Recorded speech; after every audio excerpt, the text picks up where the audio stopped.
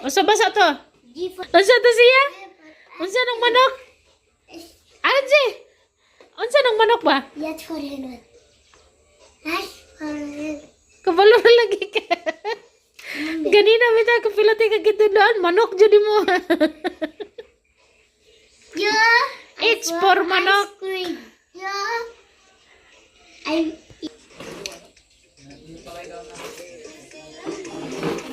Ji. Selamat. Sige, usap na ta. E for? Apple. Usap mo ni?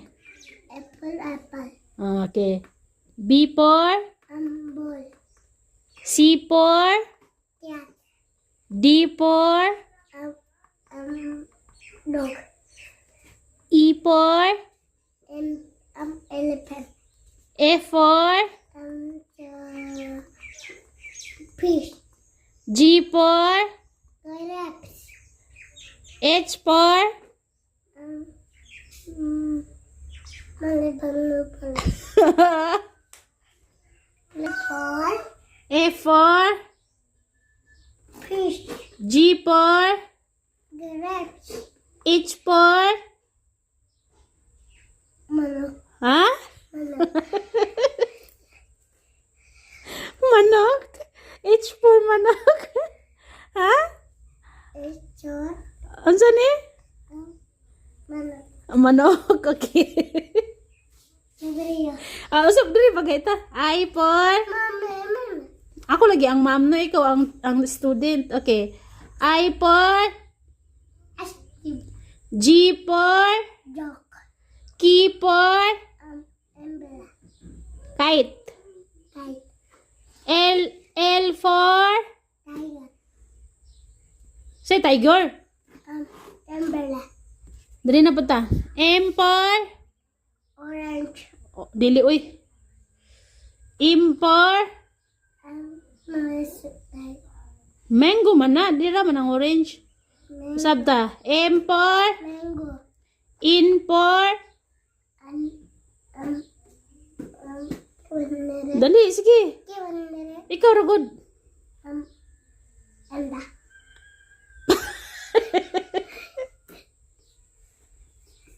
Itlog na.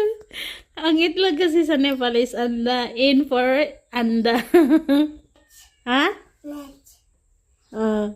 O for? Orange. Very good. P for? Piakok. Piako. Q for? Ano man siya? Umbrella. Queen. Queen. R for? Rabbit. Very good. S for? Sheep. Sheep. T for? Tiger. Very good. U for? Umbrella. Umbrella. Umbrella. Umbrella. Umbrella. Umbrella. V for?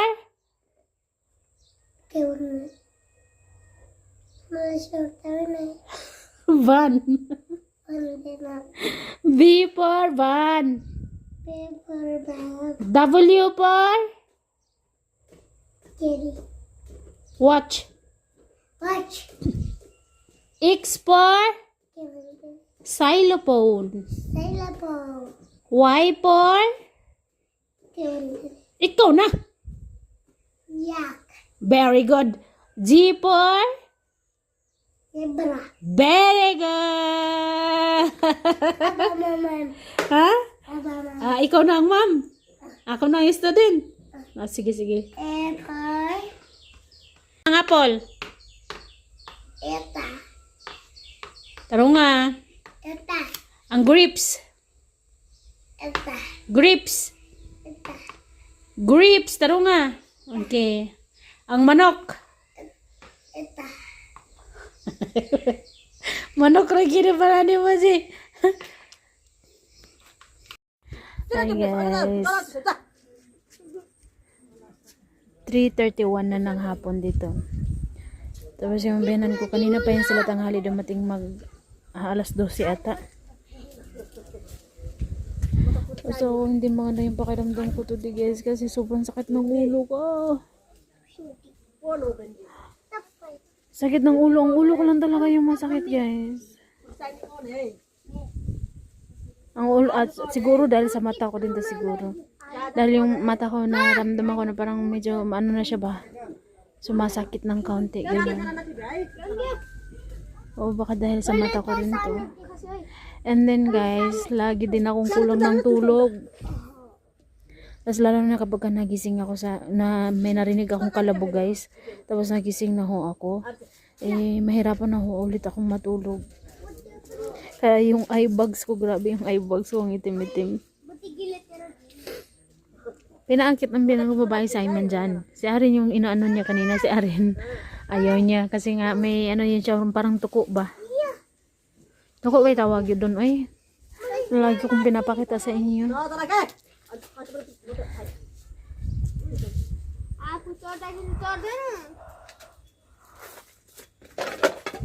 Uh-oh.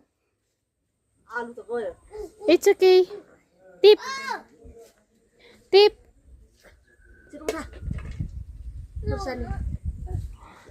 Sabi naman ni auntie na ano daw, kunin daw, kumuha daw kami. So yan. Dumating nga ako sana yung magkakabit ng plywood. Nung kabit ng yero namin guys. Isa rin din kasi to. Pero, sabi nila hindi daw sila yung magkakabit kasi daw kulang daw sila sa gamit na pangputol ng ano guys ng plywood. Tapos, wala sila halos lahat ng gamit pang ano ng plywood ba. Ito sa kanila kasi talaga guys is pangbakal lang to talaga. Kaya ayan. Siguro tatawagin na naman namin yun si uncle yung nakabit ng plywood namin sa loob. Ang sakit ng ulo ko. Wala na naman kaming kuryente. Ilang beses na walang kuryente. Kinuha na rin pala nila yung hagdanan dito kahapon. Yung dito ko nilagyan hagdanan na malaki. Kinuha na rin pala nila guys.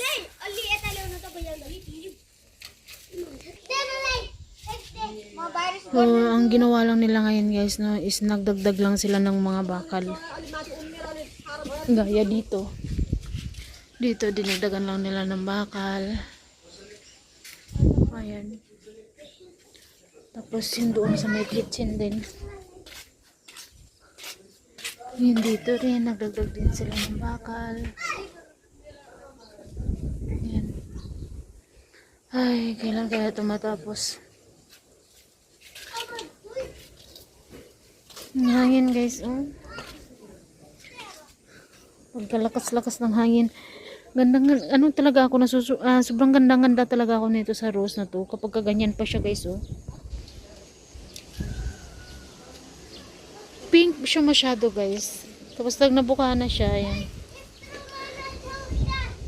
Ang ganda.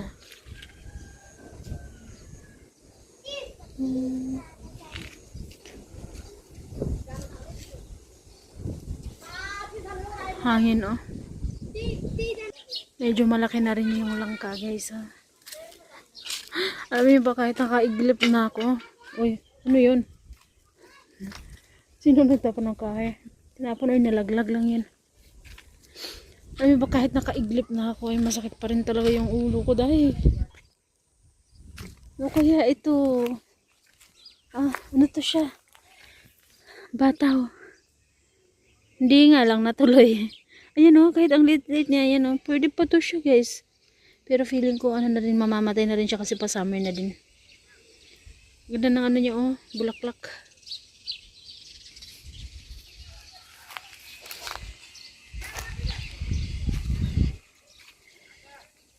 Marami pa kaming breaks na natira guys o.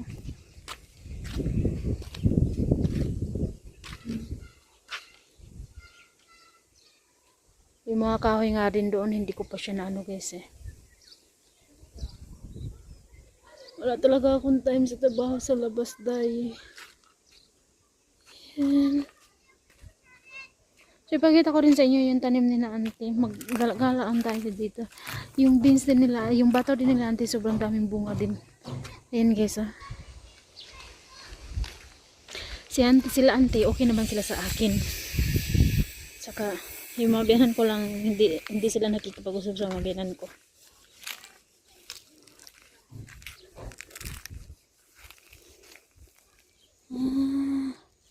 Ang dami dito ano.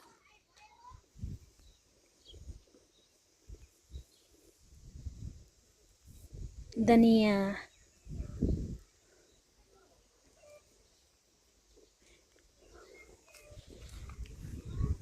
Nangabot na dito yung mga kahoy. Kunin natin.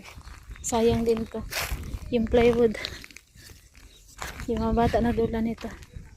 Ano kayang ginagawa na auntie doon? Ah, ano yun? Masuro dal. Or lentils dal guys. Yung ano ni auntie, yung tawag dito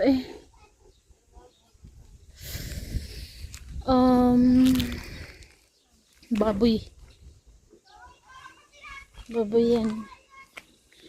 Tsaka ito guys, ang daming natubo ng mga ganito. Di ko alam kung ano ito, sitaw ba or kalabasa ba, pero hindi pa naman ata ngayon yung ano season ng kalabasa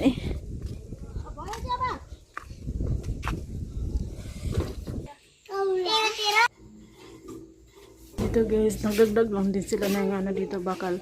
Ito, bagong dagdag yan. Tsaka dito, ala. Kasi okay naman talaga yun dapat guys, nalagay na nila yun, no? Pero, hindi abot ng plywood. Kaya ang ginawa nila, nagdagdag sila. Kasi yung unang kinabit nila na bakal yan, at saka dito, masyadong malayo. Kaya kinabitan nila ng bago dito. 1, 2, 3, 4 yung kinabit nila uli. And then, syempre kasali na sa taas na to. And then, yan. Sa taas niyan.